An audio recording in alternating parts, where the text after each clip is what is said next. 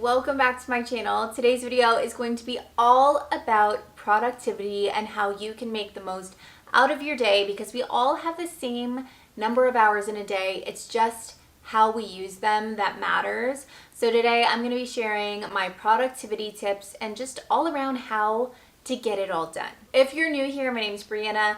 I am a mom of 2 little ones and I have a lot of things going on. I run my YouTube channel and my social media channels. I teach preschool part-time. I run a cookie business and I also do ghostwriting. So I have a lot of part-time jobs that all add up to be a full-time job, if not more than a full-time job. I love it all. And I feel like I've really figured out how to manage it all and get the most out of my days. And by getting the most out of my days, I don't mean like work. I mean also setting time aside for myself, for self-care, and also obviously time for my family and my friends too. So without further ado, let's hop right into the video and let's talk about all of the ways that you can get more done in your day. Work smarter, not harder. My first tip is to wake up early or go to bed late. I realize that some people are morning people and some people are night owls, and that's just how we're wired. So I'm not going to tell you you have to wake up at 5 a.m. like I do. If you find that your brain is on at like 11 p.m. and on, then that's the time that you get stuff done. For me, I wake up at 5 a.m. because I just can't stay up late. And when I wake up early like that, I'm up before my husband, I'm up before the kids, I'm up before the rest of the world. I'm able to really just like set the tone for the rest of my day and get the things that I need to done first thing in the morning. And for me, that is self-care. I go and I get a workout in. I will make my coffee, enjoy it in silence, read a book, and all of that sets me up for success for the rest of the day. So maybe if you're a night owl, you set up a nighttime routine that's going to set you up for success for the next day. If you're prepared mentally, physically, you're just going to go into your day so much more ready to tackle everything that you need to do. This one kind of brings me to my next tip, which is to know your flow states. Like, go throughout your day and try and see what times you're feeling the most creative, the most inspired, the most energized, the most motivated. Again, for me, those are the mornings. Evenings are like my time to wind down, but some people are like ready to go in the evenings or ready to go in the late afternoons. Just like kind of see how you are throughout the day and find your flow state. So that's when you can really tackle those bigger tasks that you have. Another tip I have is on the days where you really need to get stuff done, get ready. Do your hair or do your makeup or get dressed, get out of your pajamas, out of your loungewear and dress up a little bit. And I'm telling you, it makes you feel so much more motivated when you do that. I don't know what it is, but whenever I put a little effort in, I am like ready to take on the day. My energy levels are up. I'm good to go. I don't feel like a blob that's just like hanging around the house, because a lot of what I do is at home. It's easy to fall into that, oh, I don't want to do anything kind of attitude, but when I'm dressed, when I'm ready, even if I'm at home, I am jazzed.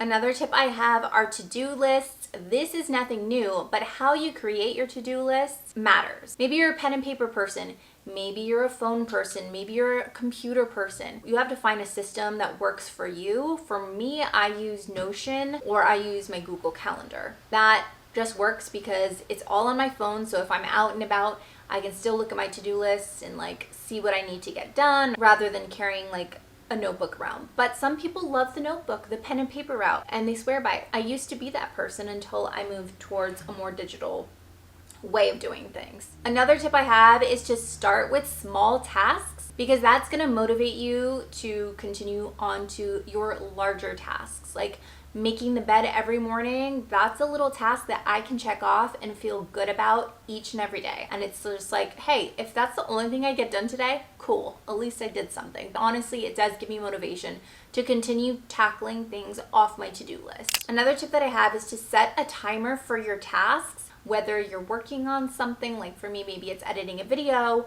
or getting writing in or cleaning the kitchen. When I set a timer, I am like working to get as much as I can done within that time. Like my main focus is on the task at hand until that timer goes off. It's kind of like a game, like how much can I get done? And sometimes it makes the tasks seem less daunting because you know, okay, I'm setting this timer for 10 minutes to tidy up the house and I just like run around the house, picking everything up, putting things away in the kitchen, whatever it is. Like a 10-minute tidy up makes a huge difference. Or if I'm ghostwriting, I know, okay, this is an hour of my day that is going to be dedicated to writing. I'm going to try and get as much as I can, and an hour is not that bad. Another tip I have is to time block. I've done a whole video on this. I'll link it down below. I've also done a whole video of like what a time block day looks like, but it makes such a big difference when you plot out your day. For me, my days look very different depending on what part-time job I'm working or what my kids have going on. So it's not like a steady time blocked week where everything looks the same. I found a rhythm with it, and knowing that like my early mornings are dedicated to me, then it's to the kids and getting them ready and to school, and then it's afternoon and it's time to work, and then time to play with the kids, and then like I have it all laid out so I get everything done, and I know that my time is balanced between all of the different things going on in my life. Definitely check out that video, by the way. It shows you exactly how I do everything. Color coding, setting up time blocks, setting up repeated time blocks is everything you need to know in that video. Another tip that I have is to put your phone on do not disturb. It is so easy to get distracted by your phone, by phone notifications, with social media notifications. I have like all my notifications turned off except for texts and calls, obviously, but like I don't get social media notifications. My phone would just be like going off all of the time, and I don't need to be distracted by that. Maybe change your settings for your notifications, or if you don't want to do that, just turn on do not disturb. You're going to lose the risk of seeing your phone light up and pick it up, and then once you pick up a phone and look at the text and you're like, oh, I'm on here anyways, I'm gonna check Instagram, I'm gonna check TikTok, I'm gonna see what other emails I have. No, do not disturb means you're focused. This kind of brings me to my next point.